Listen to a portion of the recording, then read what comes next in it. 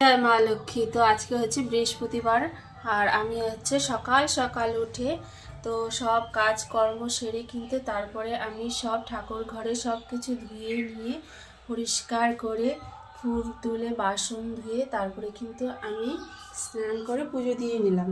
আর বিশেষ করে আজকে বৃহস্পতিবার, তো বৃহস্পতিবার করে কিন্তু সত্যি কথা বলতে যে সকাল সকাল স্নান করে সকালবেলা পুজোটা দেওয়াটাই বেশি ভালো। আর একটু বেলা হয়ে গেলে কিন্তু পরে কিন্তু আর ইচ্ছেটাও থাকে না, আর সত্যি কথা বলতে ভক্তিটাও কমে যায় ঠাকুরের প্রতি। জানি না তোমাদের হয় কিনা, কিন্তু আমার এরকমই হয়। তাই আমার বেশি বেলা হলে কিন্তু পুজো দিয়ে শান্তি লাগে না।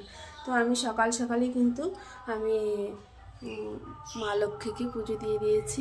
আর বৃহস্পতিবার করে আমি একটু পাঁচালি পড়ি, তোমরা যদি পারো অবশ্যই পাঁচালিটাও পড়বে। আর আমার পুজো দেওয়াটা কেমন হয়েছে, আমার ঠাকুর ঘরের ডেকোরেশনটা কেমন হয়েছে তোমরা একটু অবশ্যই বলো। আর সবাই ভালো থেকো। আর এরকমভাবে যেন তোমাদেরকে আমি ছোট ছোট ব্লগ ভিডিও দিতে পারি। তো সবাই ভালো থেকো। তো সবাইকে টাটা।